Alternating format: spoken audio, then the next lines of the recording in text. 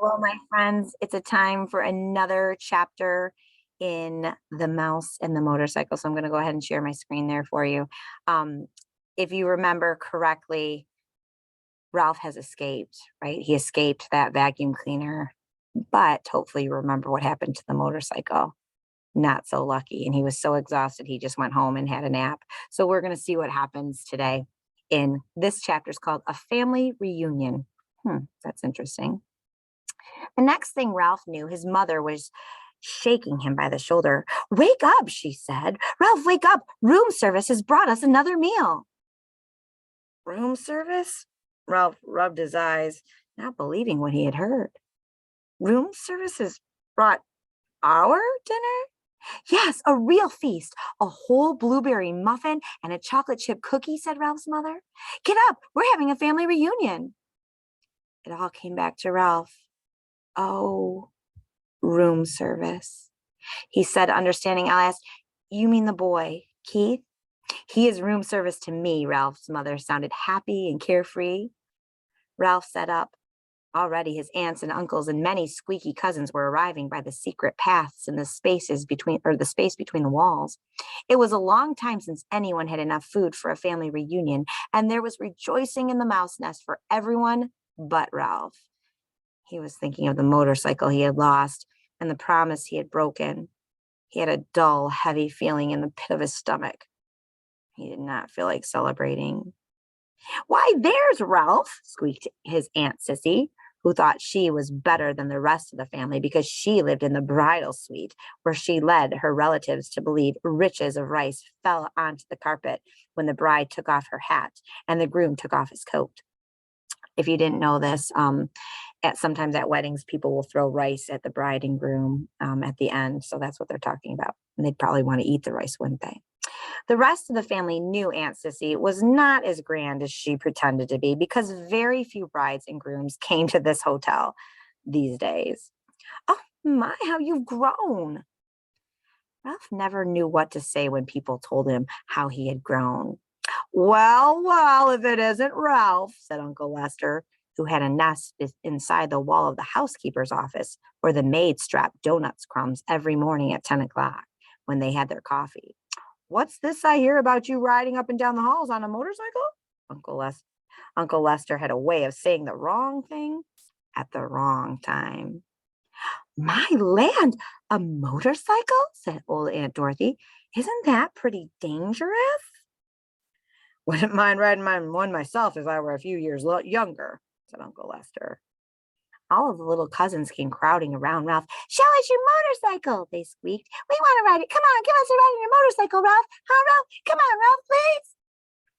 Ralph knew he was expected to be polite to all of his relatives, even the squeaky little cousins. Well, embarrassed and ashamed, he looked down at the floor.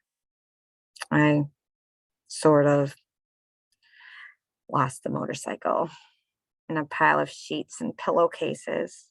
Lost the motorcycle? Oh, Ralph, cried his mother, genuinely alarmed. Ralph knew what she was thinking. Did this mean the end of room service? Did she have to go back to pilfering crumbs for his brothers and sisters? That's a young mouse for you, said tactless Uncle Lester. Can't take care of anything.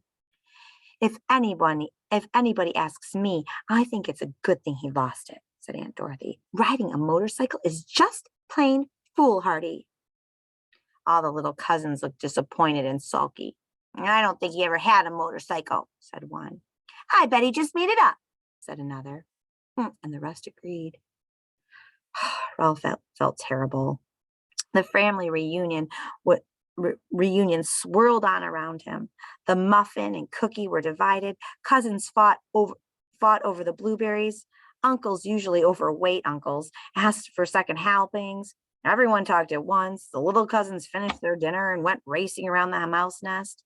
The aunts and uncles raised their voices to be heard over the racket that their children made. Suddenly, there came from the knothole a noise that drowned out all the squeaks and squeals of the young mice at play. Shh! Not a mouse moved.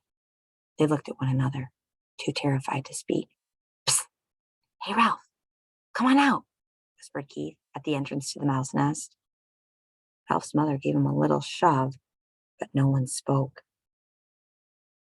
With heavy feet, Ralph walked to the knothole, but he did not want to go into room 215. I want you to think about what it must mean with heavy feet. If you were walking with heavy feet, what did that look like? What do you want? He asked. You and your family better be quiet in there or my mother will hear you. You know how she is about mice, Keith said. I don't know why people say things are as quiet as mice. You sound like a pretty noisy bunch to me.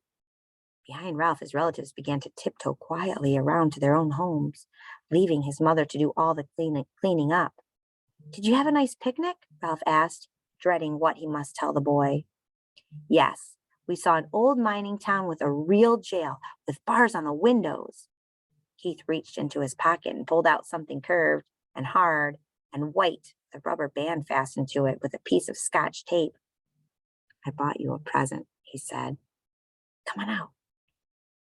Puzzled and curious, Ralph squeezed through the knothole. What is it? He asked.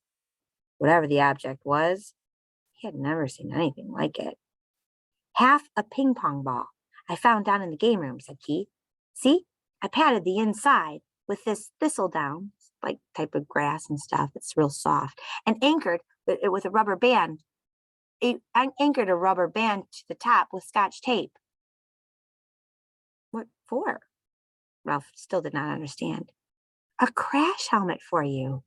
Keith set the half ping pong ball on top of Ralph's head and slipped the rubber band carefully around his whiskers until it rested under his chin. There, that's just right. You need it big so there'll be plenty of room for your ears. When you ride a motorcycle, you need a crash helmet. Ralph peered at Keith from under his new crash helmet, which rested lightly on his head. He knew he looked every inch a motorcycle racer, but never in his whole life had he felt so ashamed. He longed to crawl off into his hole and never face Keith again. But his conscience, which until now he did not know he had, would not let him. There was nothing to do but stand there in this fine new crash helmet and confess. You might as well know, he told Keith. I lost the motorcycle. Lost the motorcycle? Keith, who had been kneeling, sat back on his heels. But how? I rode it by mistake into a pillowcase in a heap of linen floor, and it got dumped into the laundry hamper, confessed Ralph. You rode it into a pillowcase? Repeated Keith. But you weren't supposed to ride it in the daytime. You promised. I know, agreed Ralph miserably. I didn't exactly mean to ride it. But you did.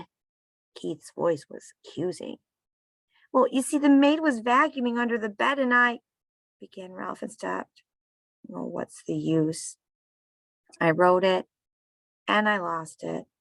And it's probably gone to the laundry by now. And I'm sorry. The boy and the mouse were silent.